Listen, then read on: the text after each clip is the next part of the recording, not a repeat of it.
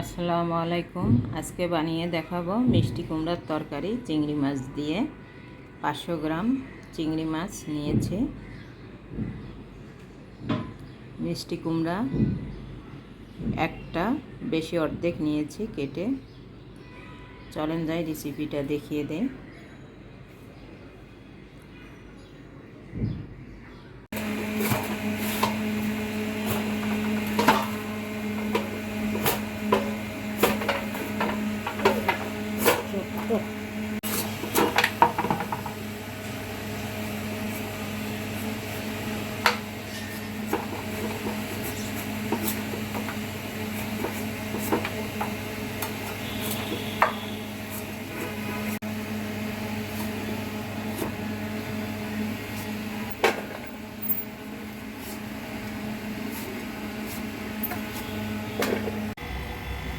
মিষ্টি কুমড়াটা রান্না করব চিংড়ি মাছ দিয়ে।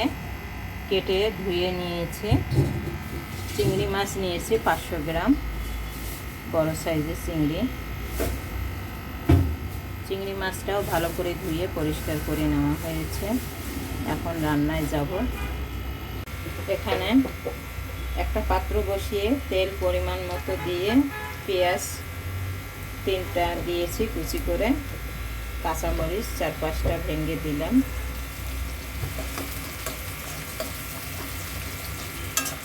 সামান্য একটু পেঁয়াজটা ভেজে নিব। পেঁয়াজটা আমার ভেজে নেওয়া হয়ে গেছে। এখন আমি পানি একটু ঢেলে দিব।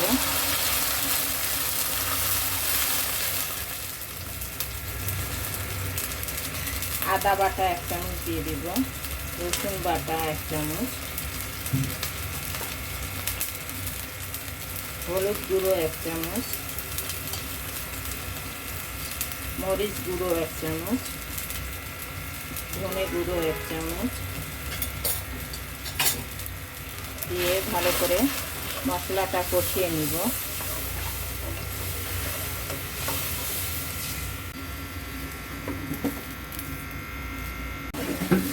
মশলাটা আমি এখন কষিয়ে নিব।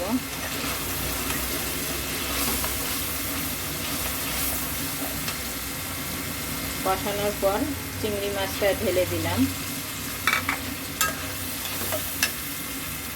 স্বাদ মতো লবণ দিয়ে দিলাম।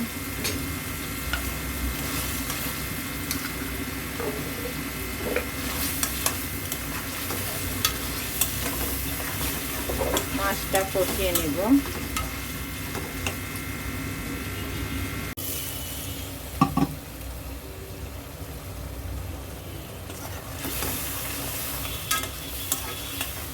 মাছটা থেকে পানি বের হয়েছে, চিংড়ি মাছ থেকে।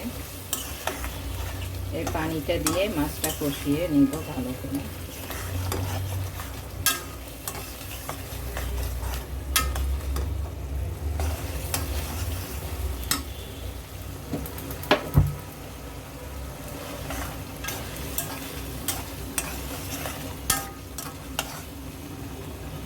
কষানো হয়ে গেছে। মিষ্টি কুমড়াটা আমি ঢেলে দেব। আমি একটা মিষ্টি কুমড়ার বেশি ভাগটা নিয়ে কেটে নিয়েছি, কম ভাগটা রেখে দিয়েছি, কম অর্ধেকটা, আর বেশি অর্ধেকটা নিয়ে নিয়েছি।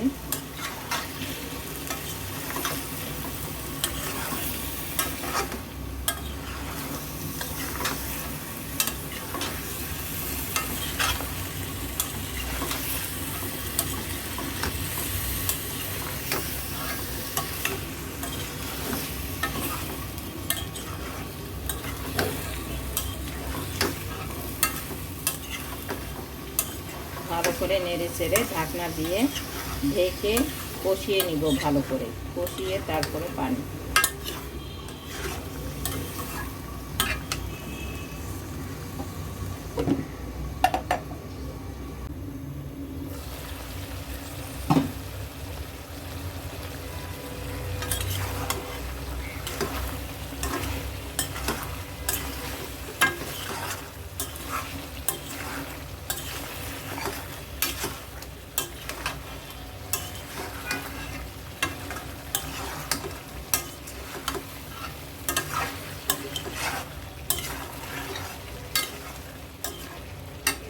কষানো হয়ে গেছে, পানি ঢেলে দিব।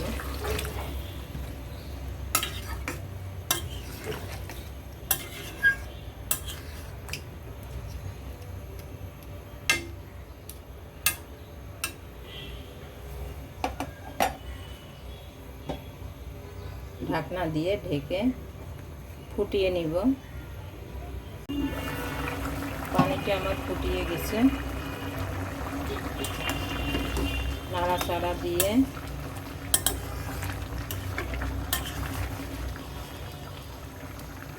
ভাজা জিরের গুঁড়া দিয়ে দিব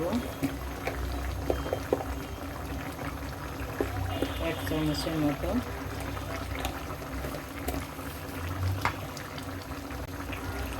এক চামচ চিনি দিয়ে দিব মিষ্টি কুমড়ার মধ্যে। আপনারা চিনিটা না খেলে দিবেন না। দিয়ে নেড়ে চেড়ে আর কিছুক্ষণ 5 মিনিটের মতো জাল দিয়ে নামিয়ে ফেলবো। হয়ে গেল আমার চিংড়ি মাছ রান্না মিষ্টি কুমড়া দিয়ে।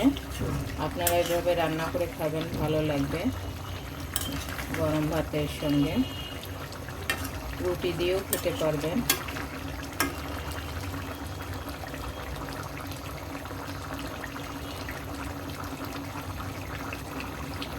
সব আমার ঠিক আছে, লবণ টবণ।